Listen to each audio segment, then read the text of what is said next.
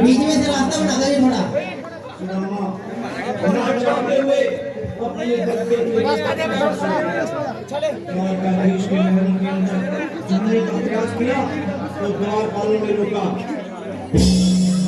अरे ब्राह्मण, इधर को जा रहे हो?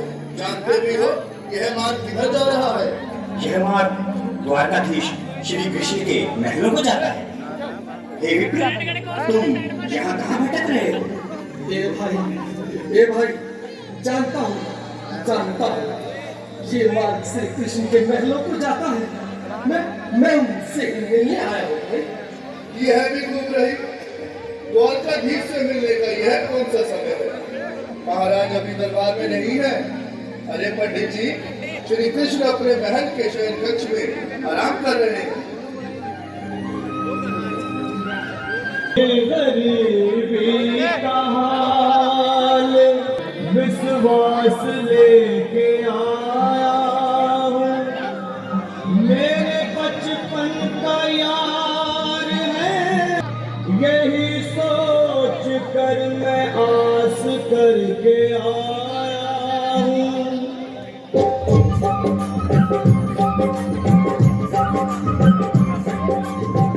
अरे द्वारपालो कन्हैया से कह दो, अरे द्वारपालो उस कन्हैया से कह दो कि दर पे सुदामा गरीब आ गया है, कि दर पे सुदामा गरीब आ गया है।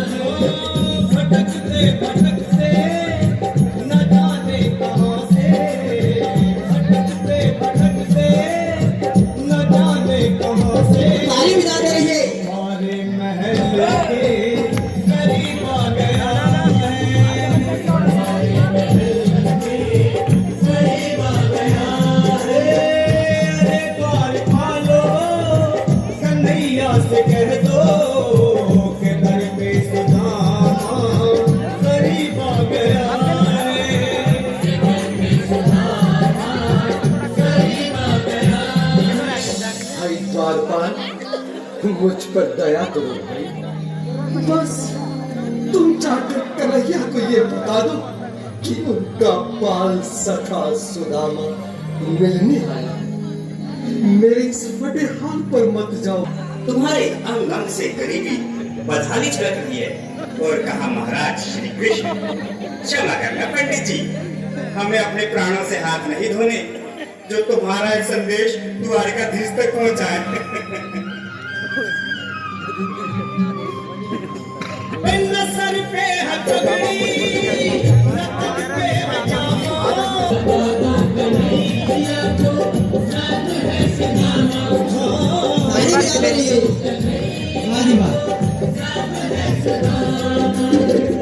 न सर पे है पगड़ी, न तन पे है जामा, बता दो कन्हैया को नाम है सुदामा हो। न सर पे है पगड़ी, न तन पे है जामा, बता दो कन्हैया को नाम है सुदामा हो। बता दो कन्हैया को नाम है सुदामा। एक बार मोहन से जा करके कह दो, तुम एक बार मोहन से जा करके कह दो कि मिलने सदापत नसीब आ गया है, नसीब आ गया है। अरे द्वारपालो कन्हैया से कह दो कि घर पे सुदामा गरीब आ गया है, कि घर पे सुदामा गरीब आ गया है।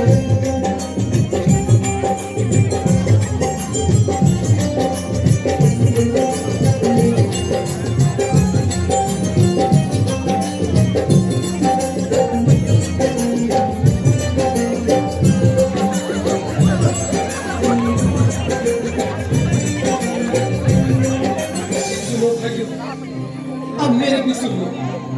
जब तक मेरा संदेश उस द्वारकाधीश तक नहीं पहुंचाती, तब तक मैं यहीं बैठा, चाहे से पुरानी हुई क्यों नहीं चले जाए?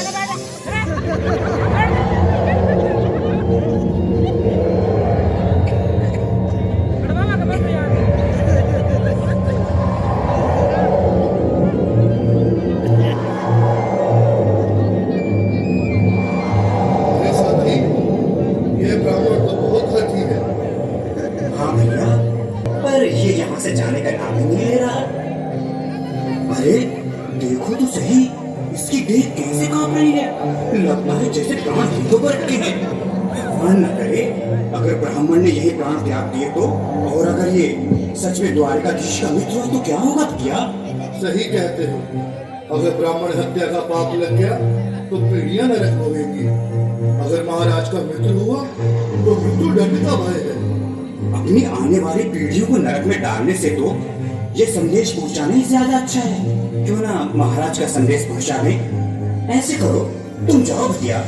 तुम जाओ भैया, तुम उम्र में बड़े ठहरे, मेरी बात को समझो, तुम ही जाओ। देखो भाई, मैं ठहरा बाल बच्चेदार परिवार वाला, मेरे बूढ़े माँ बाप हैं। तुम ठहरे कुंवारे अकेले। अच्छा, मैं ही जाता हूँ। बिल्कुल थोड़ा थोड़ा रास्ता दे दे, बिल्कुल बीच में। आज फिर लीलाधारी के चेहरे पर मुस्कान है। लगता है जरूर कोई नई लीला रचने वाले हैं। द्वारकाधीश की जय हो। कहो द्वारपाल, इस समय कैसे आना हुआ? महाराज, क्षमा चाहता हूँ, पर कारण ही कुछ ऐसा है। द्वार पर एक ब्राह्मण स्वयं को रुक क्यों गए? आगे बोलो। द्वार पर एक गरीब ब्राह्मण स्वयं को आपका मित्र बताता है, आपसे मिलना चाहता है। अपना नाम सुदामा बताता है। सुदामा? क्या कहा? सुदामा? मेरा बाल सगा सुदामा? मेरे बचपन का मित्र सुदामा? सुदामा, मेरा मित्र सुदामा। सुदामा। नाथ, नाथ, वस्त्र संभाले, चरण पादुका तो पहनते। स्वामी, स्वामी, स्वामी, स्वामी, स्वामी, स्वामी। सुनते ही दौड़े चले आए मोहन, लगाया गले से बिल्कुल मीठी मीठी ताली के साथ में सब बताओ शिष्य के लिए, क्योंकि बाल सखा से मिलने साक्षात कृष्ण भगवान आए हैं।